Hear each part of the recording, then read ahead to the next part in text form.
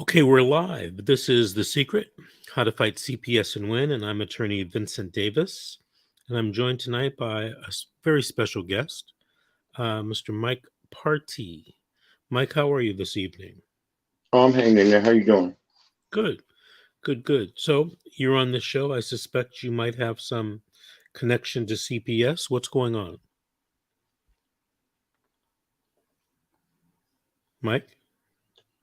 Well, they really try to do it. Can you hear me? Yes. Can you hear me? Yes, I can. They're really trying to do a number on. Okay, they're really trying to do a number on me. Back in 2008, I was doing a prison sentence. I was at the end of my prison sentence. I had 40 some days left, and CPS contacted me while I was in prison about a daughter that I didn't even know I had. So, and they wanted to know if I wanted to reunify with her. So they gave me 30 days when I got out. I had to get a job, I had to get a house, I had to go to classes, I had to do all kind of stuff. I did it. And on November 14th, 2014, they granted me sole custody of one of my daughters from a different relationship because her mom got deported. So I was all she had. So during that time, I have 6 kids total. I have six. But during that time, I had two little ones that was up under her, and me and the mom, we didn't see eye to eye, so I thought it was best that that relationship ends. And I went to a judge here in town and got 50-50 joint custody. Okay. When I get to 50-50 joint custody, the mom started acting weird, like people was telling me she was running down the street, screaming she was God, doing weird stuff. Well, I go to the local CPS office here in Hemet, and I just wanted to talk to somebody. I didn't want to mess up my court order that the judge had gave me. Um, and I wanted to know if they could help me. They told me they couldn't help me because I wasn't assigned a worker, and that if I had an emergency, to dial 911. So I leave out of there, and I'm thinking, okay, I'm not going to dial 911. I got to figure this out. So I go home, and I got to do some, think of some kind of way to save my kids because something ain't right. Well, she started doing other things. I kept hearing stuff, and understand I was with this woman for 6 years, and the things people was telling me, couldn't believe it. So one day I went. No, it was my day to pick up the kids for my visit, and I picked them up. And she asked me. She said, she understood that me and her were supposed to have a no negative contact order. So by doing that, she asked me if I can come in her house and turn the TV around that I had bought my kids. And I'm thinking, okay. So I go in there and I move the TV, and she want me to turn the TV facing the wall. And she look at me and she tell me because she haven't taken a shower in 2 weeks because the people on her street was watching her through the TV. I'm like, wow, so this is real. And I let people know what's going on because I'm not knowing what to do now. Is she gonna kill my kids or what's going on? But finally, CPS do get involved because one night I guess she got into an altercation with her neighbor, and it was to the point where every night, if I'm at home, I would get up and go drive down their street, or if I'm out, I would stop by their street just to make sure everything was okay. Well, on this night there was police everywhere. Like, and I parked down the street, I run up the street, and I said, "What's going on?" And the officer looks at me and tells me that my kid's mom is looped, that she's going to jail, and do I have a vehicle where I could take these kids home? Because I explained to him what was going on, that I had 50-50 joint custody. I tell him, yes, I do. So I run down the street, I go get my car, I come back, the officer motions for me to hold on because he's on his cell phone. But when he come back to my car window, he tells me, sir, there's been a big mistake. The kids are okay, the mom's not going to jail. I'm like, what? It threw me off. So I said, okay. And that I could go home. I said, well, can I see my kids before I go home? The officer tells me that no, they're sleeping. I'm like, what? I said, wait, what? So, we got to a little confrontation there. So I decided to go home because I can't win. So I go home and it's on my brain. And I'm sitting on my couch in my living room. And I'm thinking, what is going on? So I falls asleep. I falls asleep. And when I fall asleep, there's a knock at my door. Boom, boom, boom. My oldest son, who was there with me, he gets up, he opens the door. And it was my kid's mom. She was screaming, CPS came and took the kids. I'm like, wow, why did they take my kids? I had 50. If there was a problem, they should have gave them to me right then. And well, they wouldn't give me no information. So finally, there was a court date. I went to the court hearing, and of course, I wasn't allowed to say nothing. And I'm reading the report, and they give it to me after court, and I'm thinking, wow, they really was not trying to hear me. And I don't understand why they didn't give me my kids. Then I didn't understand, but now I understand. They was really illegally trying to get my two babies out of my life. And it's like they found out about my criminal history. I understand. I have nothing in my criminal history that states I ever did anything wrong to a kid. You know, and they really turned against everything they were supposed to have been doing. They were supposed to be worried about the safety of my kids. Instead, my court hearings became trying to prove that I was unfit. So I'm like, okay. So it went on and went on, and then I had a court hearing they didn't even notify me and tell me about. When I found out, I went down there, but the little lawyer that they give me, she was, like tending with somebody else. But then when she seen me, I asked her what happened. I didn't know nothing about the court date. She said, well, they granted my kid's mom total custody of the kids. I'm like, what? So she disappears with the kids. 4.5, 5 years go by. I get off work. I'm sitting at home, and the telephone rings. This CPS from Imperial County, and I'm asking them, "How do you get my phone number?" And they tell me that in my prior CPS case, my ex-wife name was on there, and she got the same phone number then as she do now. So I said, "Okay, what's going on?" And this is what she did. She took them two little kids, after it was proof that something was wrong with her mentally. She never completed no classes or nothing. Because, like I told you, the case became my case. They didn't care about my kids or what was going on. They was concentrating on me, trying to prove that I was unfit as a dad. So they messed around, and she said that the lady on the phone tells me, "Do I have my kids?" I'm like, I have one. The little girl I had custody of in the first place. But I was finna explain to her about the rest of them, and I hear a man in the background. Couldn't find out it was the police, but he was screaming, "Ma'am, where are your kids?" And I hear another lady saying, "They're with their dad." So that has to be her, my ex. So I started freaking out. I'm thinking she killed my kids. Nobody knew where they're at. But come to find out, she took my two little kids. And during those years that they was gone, she did some crazy stuff to them. And it hurts my heart to even talk about it. You know what I'm saying? And it's like they didn't even arrest her or none of that. And I'm thinking, why? Well, maybe because they're looking at my criminal history and they're thinking, okay, so he gonna get her. So once he get her, we get him, and then y'all have the kids. This is what I'm thinking. I don't understand why she didn't go to jail. She found an abandoned pop up trailer. I don't know if you know what that is. It's kind of trailer that you wind and it gets taller. Well, she didn't do that. She cut a hole on the side, made them crawl in, and had them thinking that this was the dungeon.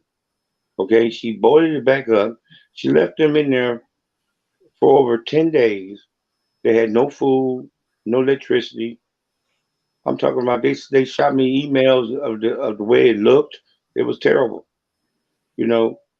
And the Riverside County granted her these kids after knowing they knew something was wrong with her because they went to go remove the kids. The first thing she told the worker, this was in the report, was that she glad somebody came and knocked at her door at 3:30 in the morning because she was in her bathroom fighting with her spirits. Her spirits was telling her to go do harm to our kids while they were asleep. This is all in black and white, okay? But they refused. It was crazy because during that whole 3 years, I never met my social worker. I'm like, well, if I can't meet a football team can't win the Super Bowl without a coach. You know, I had nobody. You know what I'm saying? So I was doomed from the beginning, but I kept going for it. You know what I'm saying? I did, and it got to a point where I felt like they had a vendetta against me. You know, it was like they was out to get me. I don't know, and they still is out to get me to this day. You know, I have the little girl that I had custody of in the first place. They get a hold of her. How? Because I had an ex girlfriend. Now she's my ex. I was at work. She thought I was going to leave her and took my daughter and dropped her off at Child Protective Services. They notify me. I go to get her. They won't even give them to me. Okay. They put a restraining order on me for my daughter. I'm like, what? Where I have a restraining order? None of it made no sense. So it's been a year since my other daughter has been in there, and they keeping us apart. They trying to make her feel comfortable without living with me. You understand what I'm saying? It's I'm trying to hold it together. I've been going by the book. Um, Well, hold on, I've Mike. done. I know. Mike, hold on a Uh-huh. second. Is your case in Riverside or San Yeah. Bernardino? It, Is it no, it's still in Riverside. Yeah, I have a case in Riverside and in Imperial County. for the same children? No, two different. Okay, the ones that she tried to harm, the one I was telling you about, they found in a pop up trailer. That one is in Imperial County. Okay, they notified me looking for the kids, and they was going. They asked me that I want to reunify with the kids, and I went to explain it to them that they should have never even been in that situation. You know, I had 50-50 joint custody. I had everything. The nice house. They had police officers go to my house to verify that if it was a good living condition for my kids, and they granted they did all that. But when they went to Riverside, they didn't want me to have my kids, Well, do even you though I have had. Huh? do, are there any allegations of suspected child abuse against you? Okay, now let me get to that. Now my little girl who I got from her mama But that I told you. hold on, Mike, hold on. So I asked you a very direct question. Okay, It, it's yes, no, or I don't know. yes, Okay, but not with the two little ones in El Centro. okay. Why hasn't some lawyer consolidated those two cases in the county where you live? What do you mean by consolidated? Put them together? Yeah, in one county. Now, okay, now I don't even know. When they contacted me from Imperial County, they asked me if I wanted to reunite with my kids. They called Riverside County. Riverside County badmouthed me. I know they did to them, and they even stopped even communicating with me. So I have a 20-year-old daughter who has a job. You know, she's doing her thing. She said, "Dad, I get the kids. Let them turn them over to me." I said, "Okay." She tried to call them, and then she got in contact with a lady one time, and they stopped giving us calls. You understand what I'm saying? Out there in El Centro, they sent me a letter a day before the court hearing, and I have to drive 3 hours there and 3 hours back. No problem. And when I went out there, I wanted to know, well, who's my attorney? Did I speak to my attorney? Well, at the time, the attorney had COVID, so I couldn't talk to the attorney. How long You has your know, case been going on, Mike? the one in El Centro for about a year, and the one out here a little bit under a year. Do you still have family reunification services in both cases?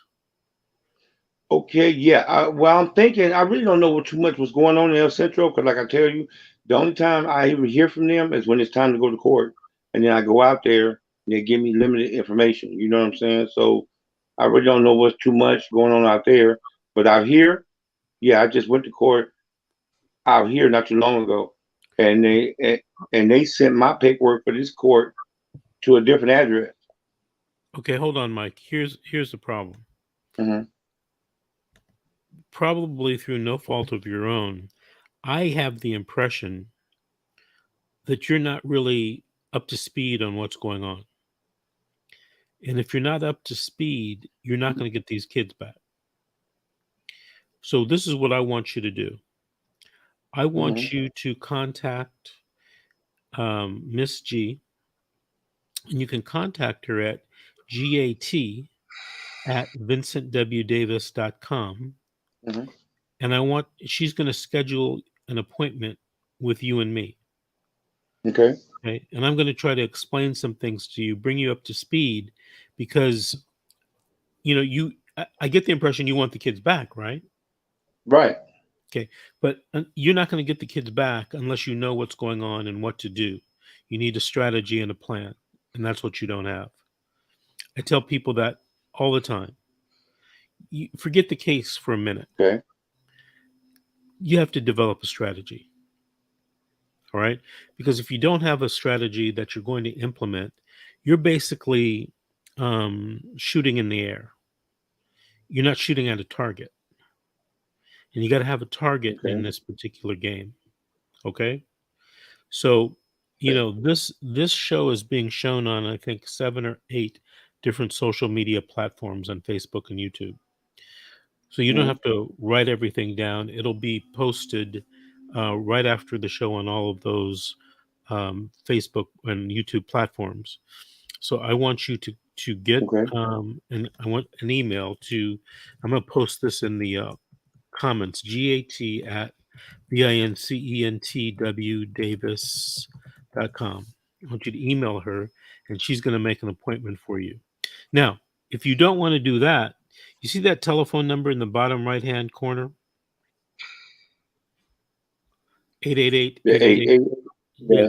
Yeah. So you call that tomorrow after 9 a.m. and ask for Miss G, and they'll connect you to her. Okay. Okay. Okay. Now, here's something important, Mike, and I want to tell you from talking to you or listening to you. You're telling the story from your perspective. And Miss G and I were just talking about this the other day. One of the things that you have to do is you have to look at this case from the perspective of the judge, because the judge is making the decision. Okay. Right. I'm not going to tell you how to prove yourself right. What I'm going to try to do is give you some information that where you can talk to your lawyer and try to win your case. Because winning and being right, in my humble opinion, are two different things.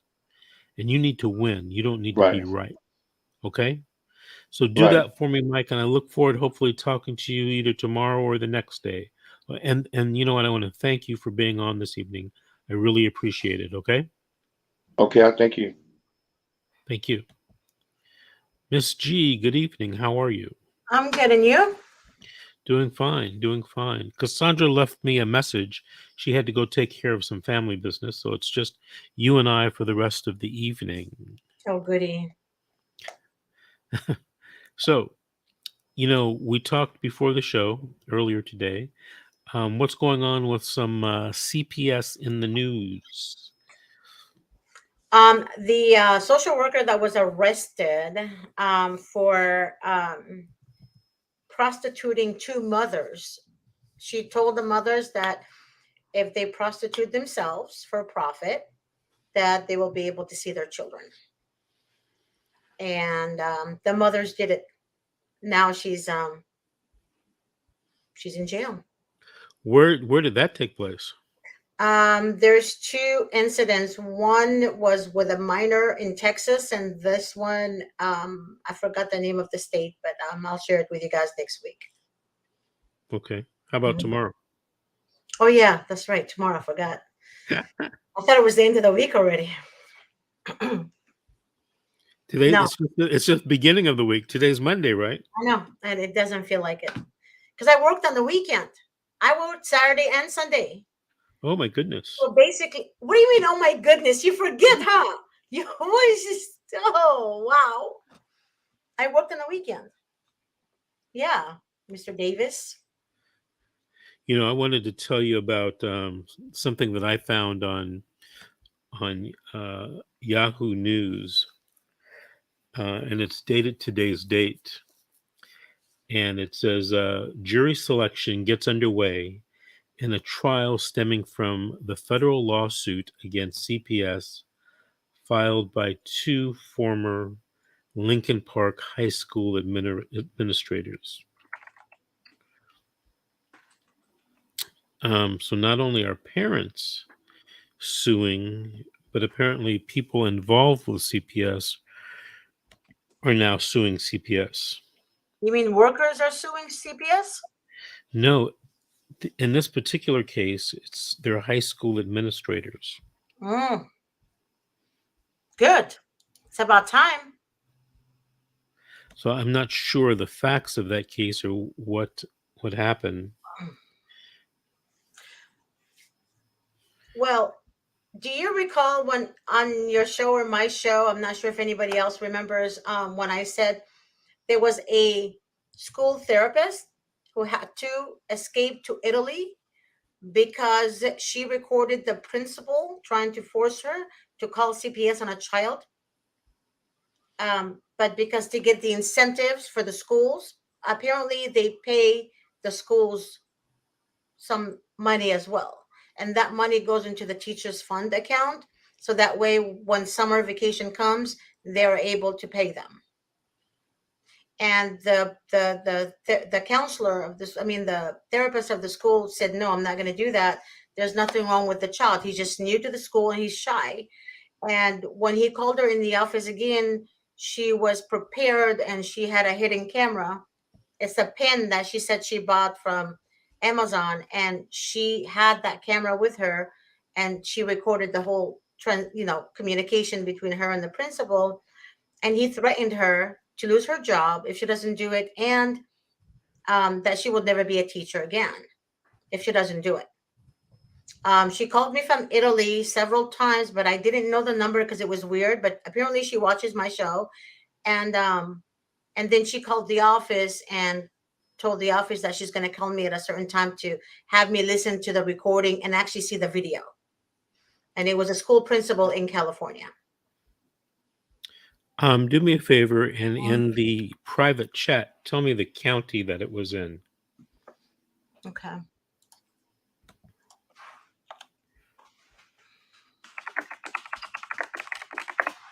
Did you hear about those Turpin children that were taken into custody because they were, I think it was Riverside County, maybe it's been San Bernardino, but there was like 13 children, and they were being abused by their parents, and then they got placed in a foster home where they were also abused, and now they're suing the foster home and the county.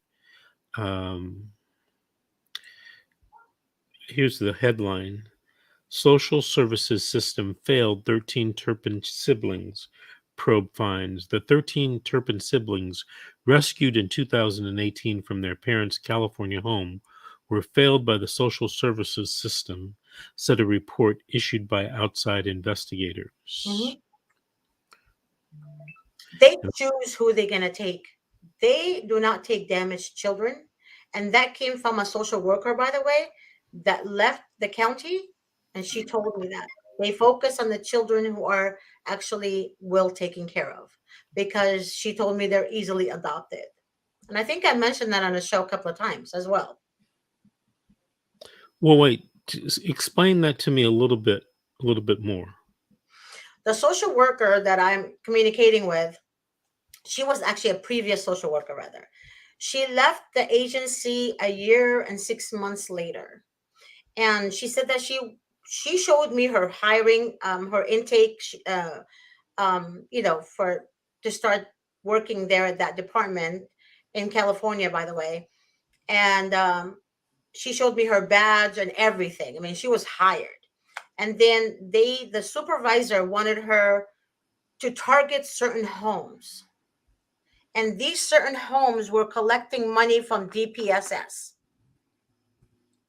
So the mothers that were collecting the money from DPSS, they were collecting money and cash aid and, food stamp, Medi-Cal, all that. It was around COVID time, and people were struggling, and they targeted those particular homes, and the word came from the social workers in DPSS. So DPSS is where the county helps you financially. So Mhm. they're working together hand in hand to set these parents up to fail. So what they do is they call and say there was an anonymous call made. Anonymous call made, and then they go to the person's home. They're good parents. It doesn't matter. It doesn't matter if you're good or not, but they want to target these particular groups because they're easily adopted. Because DPSS has the case number for the children, and it has the children age. If the mother is pregnant, they target that mother as well, because they do get most of their incentives with adoptions. That's very interesting. It kind of makes logical sense, though. Mm-hmm. She's been in contact at me and her, like we became like very close, very good person. She said I would not stay. I couldn't sleep at night. And she said the people that choose to stay are the people that actually doesn't bother them. They can actually do that and go along with what the supervisor wants. Do you think she'd be willing to come on and be interviewed? No way. What if we could give her a disguise and alter her voice? I can ask her.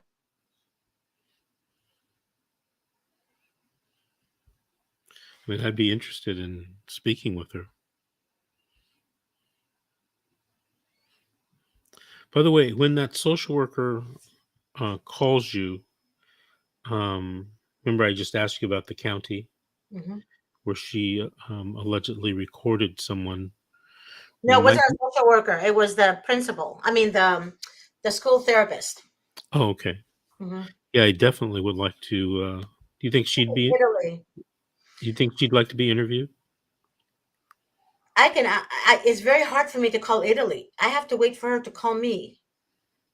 She's hiding in Italy because they were targeting her, and that's why when people tell us that they're being followed, believe them, Vincent. They do follow people. They send random people in their cars to target somebody's home,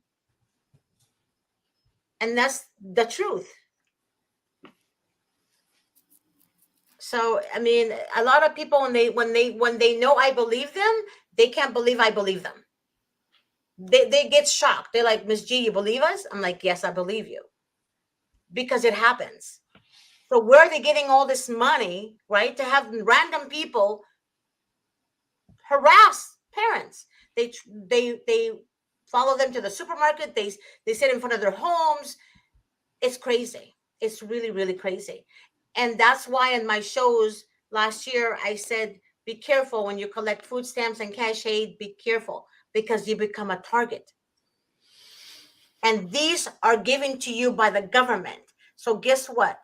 Just as I mentioned before, Samsung phones, Obama phones, Android phones are also can be tapped into.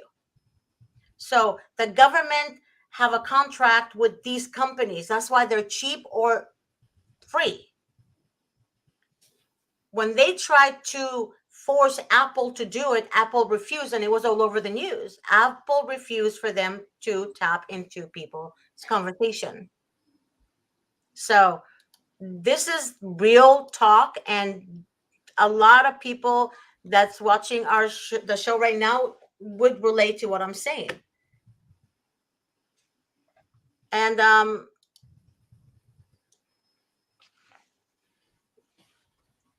I honestly, Vincent, I think the social worker that we were talking about earlier that has all this information, the only thing she's afraid of is for them to come after her family. Why, does she have children or something? Yes, she has children. And that's why she's reluctant. Well, she doesn't have a lot of children. She just has 2 children, but still they're under 18, and she doesn't want them to target her family, her mother, her sister, brother, and they all have kids. And that's why she's scared. Mhm. Unless we can disguise her voice completely, make it sound robotic. Right. Well, there's devices that you can buy. Yeah, there's devices we can buy. But like I had a client today, a potential client today that called me also as well, and she was telling me that the social worker in, can I say the county or am I forbidden to say the county? You'd rather not. Okay, in California, that told her that if she tells them the whereabouts of her brother, that they're not going to take her children. If she doesn't tell them the whereabouts of her brother, they're going to remove the children from her and her husband. That has nothing to do. The case is not even her case. This is her brother's case. Her brother, they can't find him since Thanksgiving. And the wife, or the ex to be ex-wife, said that he was abusing their child. And he was never even in town. So the sister was like, well, my brother hasn't been in town for a while. He went for a job interview to Texas. He's never been back.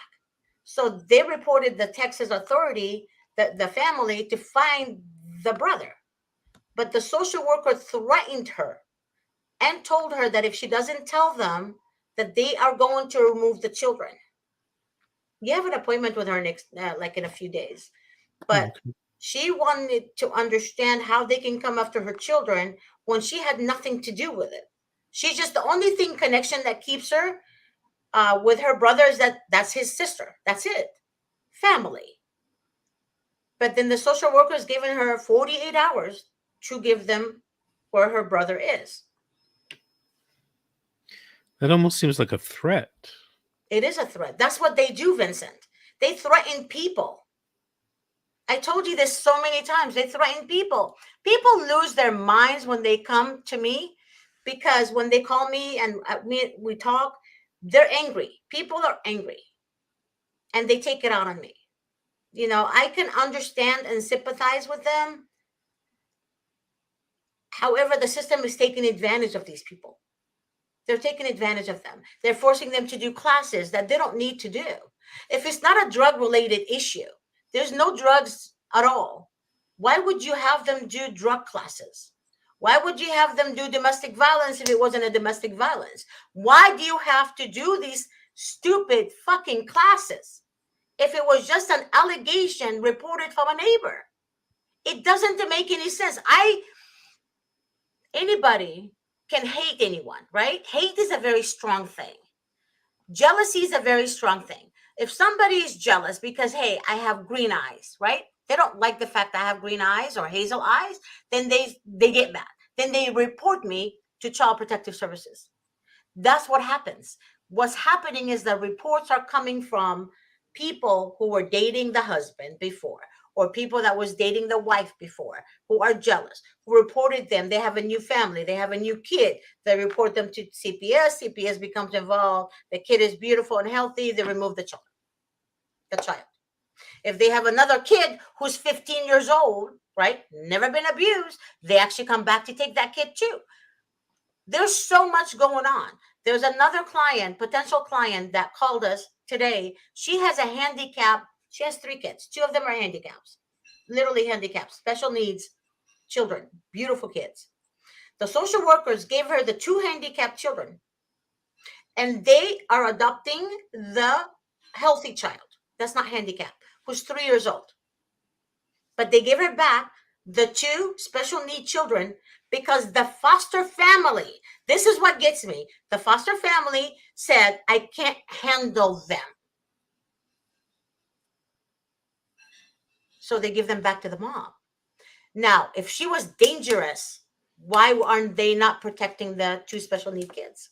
Right. Hey, Miss G, I'm gonna end the show for this evening. We're gonna be on tomorrow night Mhm. at 7. But before we go, I'm gonna prepare something. I'm gonna play a YouTube short that I did, and I think that everyone should listen to if they have a juvenile court hearing or a CPS hearing come up, at any time. All right. So Okay. thank you again for being on the show tonight. And here's the video. Trial is fast approaching. Are you and your attorney ready for the trial? Have witnesses been subpoenaed? Has exhibits been subpoenaed? Has the witness list been prepared? Has the exhibit list been prepared? Have the trial briefs been prepared? These are all questions that you need to know the answer to before you go to trial in any CPS case. CPS cases are just like other cases. There should be preparation, and you should sit down with your attorney, either in person, by phone, or Zoom, or something like that, and discuss the strategy for your case. Don't wait until the day of the trial to talk to your attorney. Be proactive. Contact your attorney by phone, text, email. Talk to your attorney. These are your children that we're talking about. Make sure that you and your attorney are prepared. Ask them, have the witnesses been subpoenaed? Ask them, are the exhibits ready to go and be introduced? Call me if you